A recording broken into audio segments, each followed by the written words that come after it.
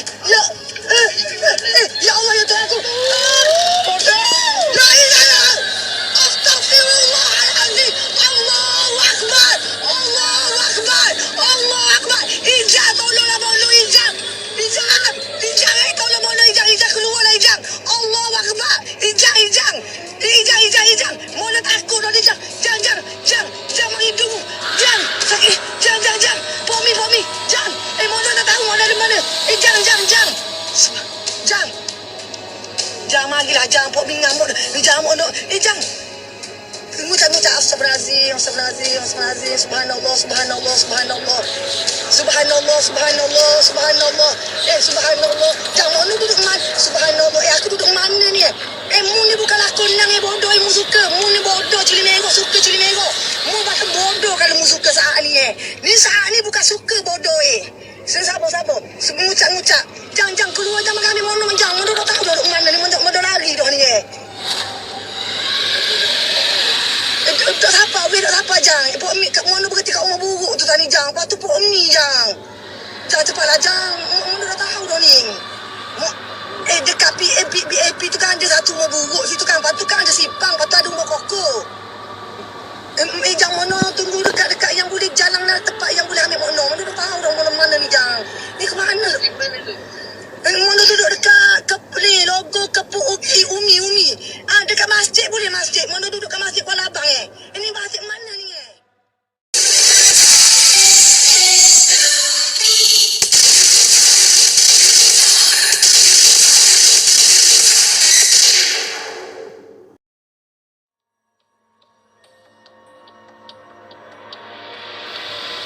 Penanggal, balan-balan ataupun kuyang menjadi trending di Google hari ini. Penyebabnya adalah beredarnya video yang viral memperlihatkan seorang wanita yang sedang nekat melarikan diri daripada kejaran sebuah makhluk yang dipercayai penanggal ataupun kuyang. Dalam mitosnya, kuyang adalah nama hantu yang melegenda di Pulau Kalimantan. Biasanya berwujud wanita. Ia boleh melepas kepala dari bahagian tubuhnya dan terbang bersama organ tubuhnya seperti jantung, hati, usus dan juga ginjal. Apabila kuyang terbang di malam hari, biasanya ada semacam cahaya merah atau api kecil yang akan mengikutinya. Kuyang merupakan manusia biasa yang pada siang hari membaur dengan masyarakat, tetapi ia akan bergentayangan ketika malam hari dengan membawa kepalanya sahaja. Seperti yang dipetik dari buku kumpulan kisah nyata hantu di 13 kota karya Argo Wikajanti, kuyang adalah manusia hantu yang suka menghisap darah bekas seorang ibu yang sedang melahirkan, bahkan suka menghisap darah bayi yang baru dilahirkan. Kuyang memiliki 2 taring di kiri dan kanan mulutnya. Biasanya, kuyang akan mencari mangsa pada malam hari dan untuk mengelabui korbannya, sewaktu-waktu kuyang bisa berubah menjadi seekor burung ataupun kucing atau makhluk lain. Kuyang biasa mendatangi seorang perempuan yang sedang hamil besar dan mengusap perutnya. Kuyang berasal dari manusia hidup yang bisa berubah menjadi makhluk penghisap darah.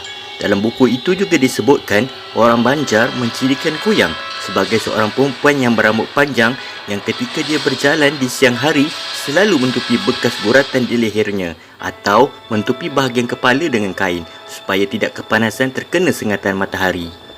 Orang Banjar juga yakin bahawa kuyang takut dengan bawang merah, terlebih dengan bawang merah tugal. Selain itu, makhluk jadi-jadian ini juga takut dengan cermin, sikat, pisau dan rumput jariango. Untuk menghindari gangguan kuyang, orang-orang sering meletakkan benda-benda tersebut di dekat seorang ibu yang baru melahirkan atau bayi yang baru dilahirkan. Umumnya, orang Banjar juga menggunakan tali ijuk sebagai tali ayunan bayi yang dipukung ataupun dibedung sehingga menutup bahagian leher dan hanya kelihatan bahagian wajah dan kepala sahaja. Tujuannya supaya untuk mencegah dan menghindari gangguan kuyang dan makhluk halus yang lainnya. Sebab konon katanya kuyang dan makhluk halus itu takut dengan tali ijuk. Untuk itu, Tali ijuk juga dipakai sebagai dinding atau pelindung rumah. Caranya ialah dengan mengikatkan tali ijuk tersebut di sekeliling rumah pada bahagian atas. Biasanya, kuyang yang melayang bersama organ tubuhnya itu akan tersangkut di tali ijuk yang terpasang di atap dan dedak bisa menempel di organ-organ dalam miliknya. Oleh sebab itu, orang-orang zaman dulu sering meletakkan dedak atau tali ijuk di atap rumah mereka. Demikian dikutip dari buku Hantu, dari Suster Ngesot sampai Sundel Bolong. Untuk membunuh kuyang, seseorang haruslah menemukan tubuh bahagian bawah yang ditinggalkannya. Setelah mendapatkannya, orang itu harus memasukkan benda-benda tajam di sambungan lehernya. Hal itu akan membuat kuyang tidak bisa menyatu kembali dengan tubuhnya dan akan membuatnya mati kelemasan. Dilansir dari buku itu, menurut cerita, kuyang di Kalimantan mempunyai minyak sakti yang disebut minyak kuyang dan bahasa setempat disebut dangkal kawiyang atau minyak kawiyang, minyak sumbuli atau minyak kuyang. Konon lagi katanya, minyak tersebut adalah sumber kesaktian kuyang. Menurut mitos, manusia biasa yang terkena minyak kuyang itu boleh berubah menjadi makhluk tersebut.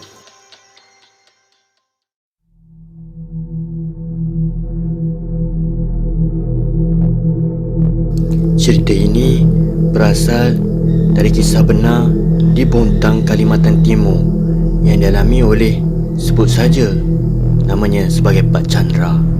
Kisah tersebut terjadi pada saat beliau memiliki anak pertama yang baru lahir pada tahun 1988. Kita sebut saja Ade. Pak Chandra bekerja di sebuah perusahaan terbesar di Bontang, Kalimantan Timur. Pak Chandra merantau di luar Pulau Jawa kerana tawaran pekerjaan dengan gaji yang lumayan. Pak Chandra berasal dari Tuban, Jawa Timur. Pak Chandra memiliki anak pertama yang lahir dari buah pernikahan, iaitu dengan isterinya Bu Wati. Pak Chandra, Bu Wati dan Ade tinggal di rumah kontrakan berkayu dengan fasilitas listrik yang masih minimum. Maklumlah, pada saat itu Bontang, Kalimantan Timur masih belum ada penerangan, apalagi jalan raya. Suatu malam itu, Pak Chandra sedang menggendong dan menimang-nimang Ade di pendopo yang letaknya berseberang dengan rumah kontrakan berkayunya. Kali itu waktu menunjukkan jam 10 malam. Tiba-tiba saja Ade menangis. Mendengar tangisan Ade, Pak Chandra mula menenangkan Ade. Aduh Ade sayang. Aduh, kenapa kamu nangis? Ayo dong, jangan nangis. Anak nangis. Anak pintar, jangan nangis ya, ujar Pak Chandra. Pak Chandra masih mencuba terus untuk menenangkan Ade supaya tidak menangis lagi. Namun, Ade masih menangis terus-menerus. Pak Chandra masih hairan dengan Ade yang masih menangis terus-menerus. Tidak ada demam pada tubuh Ade hingga waktu menunjukkan jam keesokan harinya sebelum berangkat kerja. Pak Chandra bercerita kepada Bu Wati tentang Ade yang menangis terus-menerus tadi malam. Bu, kau Ade enggak seperti biasanya tu tadi malam. Dia menangis terus-menerus pas bapak gendong dia, tanya Pak Chandra. Lah, masa sih Pak? Biasanya kalau malam Ade tidur pulas, enggak pernah nangis dia, ujar Bu Wati. Iyo, orang tadi malam itu Ade nangis. Nangisnya terus-menerus. Terus bapak cuba menenangkan dia biar enggak nangis. Tapi kok dia masih aja nangis. Ya udah, bapak mau berangkat kerja dulu dong. Tolong jaga adik baik-baik ya, ujar Pak Chandra kepada Bu Wati. Hati-hati di jalan ya Pak, ujar Bu Wati. Assalamualaikum, ujar Pak Chandra. Waalaikumsalam Pak, jawab Bu Wati. Setelah Pak Chandra pergi berangkat kerja, Bu Wati mengawasi dan menjaga Ade yang saat itu tertidur pulas di kamar Bu Wati. Bu Wati masih heran saat mendengar apa yang telah diceritakan oleh Pak Chandra sebentar tadi. Selepas itu, setiap malam, Pak Chandra merasakan keheranan yang terjadi pada Ade. Ade yang menangis terus-menerus apabila jam mula menunjukkan pukul 12 malam. Ade menangis di gendongan Pak Chandra. Pak Chandra merasa bahawa ada sesuatu yang tidak kena yang menghampiri Ade. Pak Chandra menganggap bahawa ada makhluk halus yang sedang mengganggu Ade. Bu, setiap malam kau ada mangsa yang menangis terus menerus? Tanya Pak Chandra. Waduh, ibu malah jadi khawatir loh, jawab Bu Wati begitu. Bapak makin curiga. Jangan-jangan Ade diganggu sama makhluk halus, Bu. Besok pagi-pagi lagi Bapak mau ke paranormal untuk mencari solusi atas keanehan yang dialami Ade, ujar Pak Chandra. Keesokan paginya, saat Pak Chandra sudah bercuti daripada kerja, Pak Chandra pergi untuk mencari paranormal yang ada di Bontang. Pak Chandra mencari informasi dari warga tentang paranormal yang ada di Bontang. Menurut penuturan warga, ada seorang paranormal sakti yang bernama Pak Maning. Pak Maning ini merupakan sesepuh asli warga Bontang. Banyak warga yang sudah datang ke tempat Pak Maning untuk meminta solusi agar tidak diganggu oleh makhluk halus. Setelah mendapatkan informasi dari warga tentang Pak Maning, akhirnya Pak Chandra bergegas ke rumah Pak Maning. Tak berapa lama kemudian, akhirnya Pak Chandra tiba di rumah Pak Maning. Sambil mengetuk pintu, Pak Chandra mengucapkan permisi. Selamat sore, Bah. Ya, selamat sore. Silakan masuk, ujar Pak Maning. Maaf, ini dengan siapa ya? Tanya Pak Maning. Saya Pak Chandra, ujar Pak Chandra. Ya, silakan duduk Pak Chandra. Ada yang bisa saya bantu? Tanya Pak Maning dengan penuh kesopanan. Ya, pertama, saya itu asli dari Tuban, Jawa Timur. Jadi, saya mau sowan ke tempat Bapak, mau meminta solusi dari Bapak. Kerana anak saya, Ade, setiap malam dia selalu nangis, enggak berhenti-henti. Saya sudah tak tahu apa lagi mau bikin, ujar Pak Chandra. Baik Pak. Saya akan mencuba menerawang di mangkuk yang berisi air untuk mencari penyebab anak Bapak yang selalu menangis. Ada namanya kan? Ya, terus-menerus dia menangis setiap malam bukan? Ujar Pak Maning. Penuh penasaran, Pak Chandra fokus menatap Pak Maning. Setelah saya terawang, anak Bapak ini kelihatannya sedang diganggu oleh kuyang, ujar Pak Maning. Hah? Kuyang? Kuyang itu emangnya apa, Pak? Tanya Pak Chandra keheranan. Emangnya Bapak enggak bercanda? Enggak lah. Memang ini kali pertama saya mendengar kata kuyang. Enggak apa-apalah. Kalau begitu, biar saya jelasin kepada Bapak ya. Saya panggilkan anak saya. Dia itu anak pintar. Bentar ya. Semek, kemari nak. Pak Maning memanggil anak pintarnya untuk memberi penerangan kepada Pak Chandra. Iya Pak. Semek mari.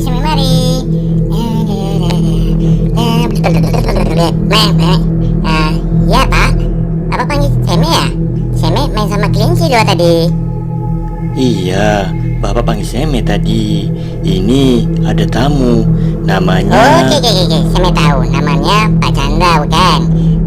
Ini Pak Chandra ingin tahu pasal kuyang kan? Enggak apa-apa. Dia Semek jelasin sama Pak Chandra ya. Kuyang ini sosok hantu jadi-jadian Pak. Kuyang ini menampakkan wujudnya dalam bentuk kepala perempuan, berambut panjang, ada jantungnya, ada hati, ada usus, ada perutnya. Kuyang selalu mengincar bayi yang baru lahir dengan cara menghisap darahnya. Hinggalah bayi itu mati dalam kondisi sekujur tubuh. Membiru lagi tubuhnya. Lagi, kuyang itu perempuan yang ingin awet muda dan ingin memiliki ilmu yang sakti. Sebagai syarat awet muda dan ilmu yang sakti, kerjasama sama setan untuk melepaskan tubuhnya menjadi kuyang. Hah? Pak Chandra mula kebingungan mendengar penjelasan daripada anak Pak Maning itu dengan panjang lebar. Memang sok pintar budak ini ya. bisik Pak Chandra di dalam hatinya. Semek tahulah. Oh, Pak Chandra cakap Semek ini sok pintar ya? Bukanlah, enggak gitu. Emangnya Semek ini memang pintar asli orangnya. Gak apa-apalah. Kalau Pak Chandra enggak percaya, suka hati Pak Chandra lah. Semek nak sambung main kelinci kat luar. Okeylah Pak Chandra. Okey Bapak, Semek pergi ya. Selamat Hari Raya, Merry Christmas, Konci Pacai.